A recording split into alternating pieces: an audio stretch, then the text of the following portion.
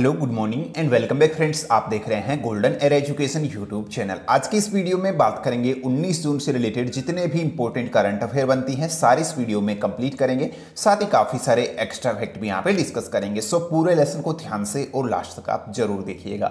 इसकी पीडीएफ आप डाउनलोड कर सकते हैं नीचे वीडियो के डिस्क्रिप्शन में से। तो देखिए सबसे पहले हम बात करेंगे जो लास्ट वीडियो की क्विज थी आपके लिए। साथ ही कल का एक क्वेश्चन देखिए जो मनरेगा के तहत सबसे ज्यादा जो रोजगार देने वाला राज्य है वो भी थोड़ा सा उसमें अपडेट करेंगे, लास्ट में है, ठीक है, तो उस पर भी जिक्र करेंगे। उससे पहले यहां पर देखते हैं जो लास्ट वीडियो की क्विज थी, देश की पहली मोबाइल वायरोलॉजी प्रयोगशाला किस शहर में स्थापित की गई है। तो ये कहां पर स्थापित की गई है? हैदराबाद। इसका सही आंसर होगा सी वाला। ठीक है, चलिए अब बात करते हैं आज की करंट अफेयर की। देखिए पहला क्वेश्चन है आज का, भारत में कोविड-19 की रोकथाम हेतु किसने भारत को $750 मिलियन के ऋण को स्वीकृति दी है? तो ये दी है एशियाई इंफ्रास्ट्रक्चर इन्वेस्टमेंट बैंक, शॉर्ट में इसको AIIB कहते हैं, जिसने हाल ही में भारत को जो है कोविड-19 के प्रभावों को रोकने के लिए, अपनी प्रतिक्रिया को मजबूत करने के लिए, भारत सरकार की सहायता के लिए ये टोटल जो है $750 मिलियन यानी कि लगभग 5688 करोड़ रुपए के ऋण को मंजूरी दी है। किसने? एशियाई इंफ्रास्ट्रक्चर इन्वेस्टमेंट बैंक AIIB ने। ठीक है, ये तो हो गया यहाँ पर ऋण के बारे में। अब यहाँ पर मैं थोड़ा सा AIIB के बारे में और जरूर बात करूंगा। देखिए जो AIIB है, एशियाई इंफ्रास्ट्रक्चर इन्वेस्टमेंट बैंक, ये एक बहुपक्षीय विकास बैंक है जो एशिया में आर्थिक और सामाजिक परिणाम है उनको बेहतर बनाने के लिए एक मिशन है। ठीक है, इसने जो है इसकी शुरुआत कब की थी? जनवरी 2016 के अंदर जो है इसकी शुरुआत की गई थी AIIB की, और इस वर्तमान में इसके जो सदस्य देशों की संख्या है वो 102 हो गई है। ठीक है, इसके अलावा इसका जो हेडक्वार्टर है वो आपको ध्यान रखना है, चीन का जो बीजिंग शहर है वहीं पर इसका हेडक्वार्टर है, ये आपको ध्यान रखना है। ठीक है, चीन का बीजिंग शहर में। ये हो गया हमारा AIIB। अब बात करते हैं नेक्स्ट क्वेश्चन की। देखिए क्वेश्चन है कि global partnership on artificial intelligence GPAI, जिसमें भारत हाल ही में शामिल हुआ है, का सचिवालय कहाँ स्थित होगा? तो इसका हेडक्वार्टर जो सचिवालय वो कहाँ बनाया जा रहा है? पेरिस के अंदर इसका सचिवालय प्रस्तावित है। ठीक है, ये आपको ध्यान रखना है। तो ये चीज़ इंपॉर्टेंट है। देखिए भारत जो है हाल ही में global partnership on artificial intelligence में शामिल हुआ है। ठीक है, कौन हुआ है? भारत। चलिए थोड़ा विस्तार से बात करते हैं। देखिए यहाँ पर जो आर्टिफिशियल इंटेलिजेंस है, इसके लिए वैश्विक साझेदारी का उद्देश्य क्या है? मानव अधिकार, विविधता, समावेशन, नवाचार और आर्थिक विकास पर आधारित जो आर्टिफिशियल इंटेलिजेंस है, इसके लिए जिम्मेदारपूर्ण विकास और उपयोग को निर्देशित करना ही इसका मेन मकसद है। ठीक है, देखिए अब तक इसमें जो साझेदार देश है, इसके अलावा भारत के अलावा वो फ्रांस है, Canada, Germany, Japan, Italy, Mexico, Korea गणराज्य, न्यूजीलैंड, सिंगापुर, ये जो है ऑलरेडी इसके सदस्य हैं और हाल ही में भारत जो इसका सदस्य बन गया है। तो ये आपको ध्यान रखना है। चलिए नेक्स्ट क्वेश्चन है अपना, अखुनी या एक्सेनो, जिस पर हाल ही में फिल्म बनाई गई है, मूलतः किस राज्य का किण्वित सोयाबीन आहार है? तो देखिए यहाँ पर आपका जो सही आंसर होगा ये होगा नागालैंड। ये देखिए नागालैंड की एक फेमस डिश है जिसको अखुनी या फिर जो है एक्सेनो कहा जाता है, जिस पर हाल ही एक मूवी क्रिएट की गई है। ये काफ़ी इंपॉर्टेंट चीज़ है, देखिए ध्यान से याद रखिएगा इसको। ठीक है, अखुनी जो है नागालैंड की एक फेमस डिश है। ठीक है, उसके बाद में देखिए हम बात नागालैंड की कर रहे हैं, चलिए थोड़ा सा नागालैंड के बारे में ज़रूर हम बात करें। सबसे पहले मैप में नागालैंड को देखते हैं कहाँ पर है और किसके साथ ही अपनी बॉर्डर शेयर करता है। ओके, थोड़ा ज़्यादा जूम करेंगे तो ये शायद आपको क्लियर नहीं दिखेगा, इतना ठीक है। ठीक है, नागालैंड आपको यहाँ पे दिख रहा है, ये जो ये कलर है ये थोड़ा ग्रीन ग्रीन सा, नागालैंड ये वाला है। ठीक है, कोहिमा इसकी कैपिटल है और यहाँ पर बॉर्डर शेयरिंग इसकी जो है इधर आसाम के साथ ही अपनी बॉर्डर शेयर करता है, इधर ये अरुणाचल प्रदेश के साथ अपनी बॉर्डर शेयर करता है और इधर ये मणिपुर के साथ अपनी बॉर्डर शेयर करता है। 3 राज्यों के साथ जो है ये अपनी बॉर्डर शेयर करता है और इंटरनेशनल बॉर्डर इसकी म्यांमार के साथ लगती है। किसके साथ? ये म्यांमार के साथ अपनी इंटरनेशनल बॉर्डर शेयर करता है।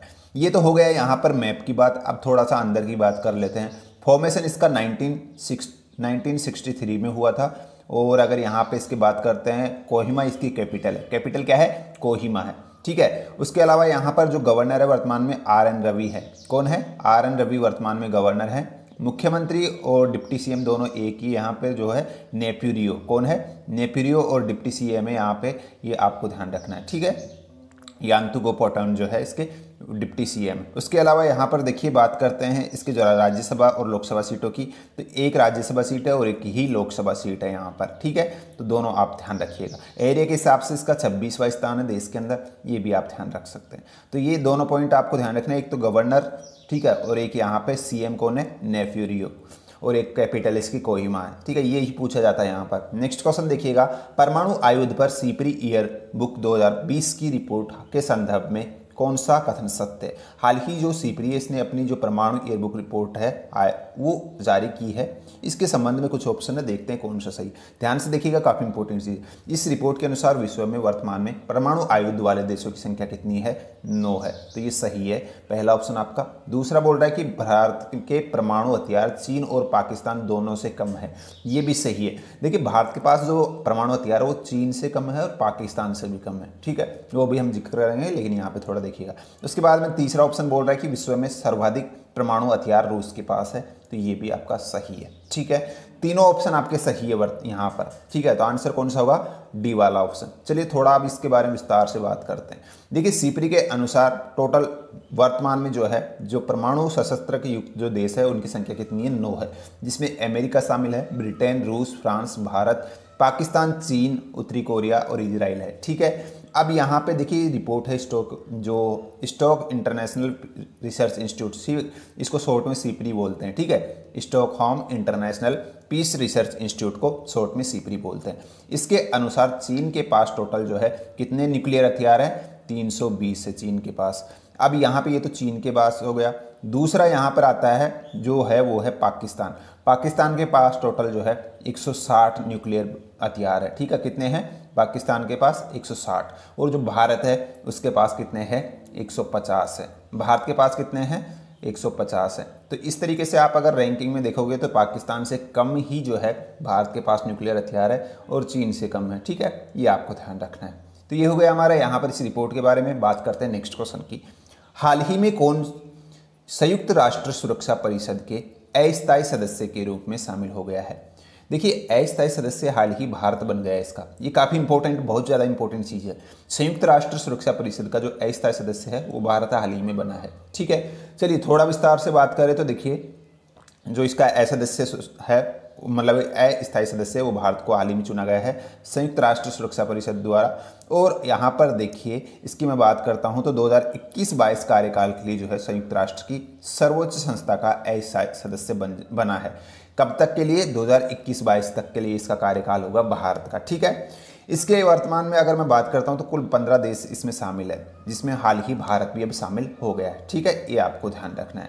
चलिए यहाँ पर देखिए इसके जो स्थायी सदस्य हैं वो कौन है। वर्तमान में इसके स्थायी सदस्यों की संख्या कितनी है, 5 है। कौन कौन से, अमेरिका है, रूस, फ्रांस, ब्रिटेन और चीन, ये इसके स्थायी सदस्य हैं। स्थायी सदस्य ये 5 है, इसके अलावा जितने भी हैं टोटल 10 वो अस्थायी सदस्य हैं, ठीक है।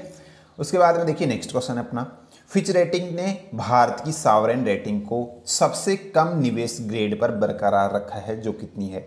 तो यहाँ पर जो सॉवरेन रेटिंग है उसके लिए जो निवेश ग्रेड है वो फिच रेटिंग ने भारत की वो कितनी बताई है, BBB नेगेटिव जो है ये रेटिंग भारत ने इसको दी है, ठीक है। ये इतना आप ध्यान रखिएगा।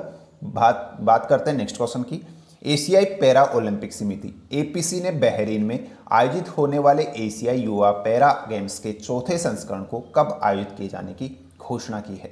तो ये आयोजित किया जाएगा दिसंबर 2021 के अंदर। यहाँ पे मैं बात कर रहा हूँ एशियाई युवा पैरा गेम्स की, ठीक है। और ये कहाँ आयोजित होंगे, बहरीन के अंदर। कहाँ पर, बहरीन के अंदर।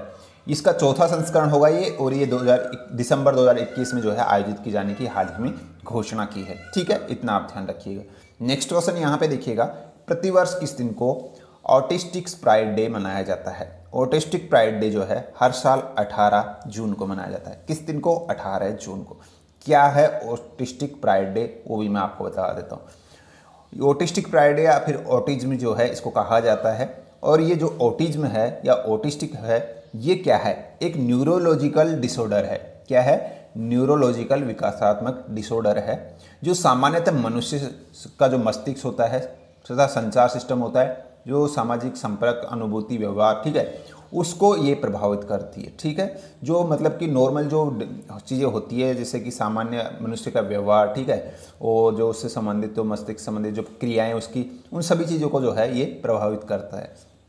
इसको जो है स्पेक्ट्रम डिसऑर्डर के नाम से भी जाना जाता है, ये भी आप ध्यान रख लीजिएगा। ठीक है, इतना आपके लिए काफ़ी है। नेक्स्ट क्वेश्चन देखिएगा, ऑल इंडिया फुटबॉल फेडरेशन ने हाल ही में भारत के चौथे सबसे बड़े नागरिक पुरुष सम्मान जो है पद्मश्री, इसके लिए किसके नाम की सिफारिश की है?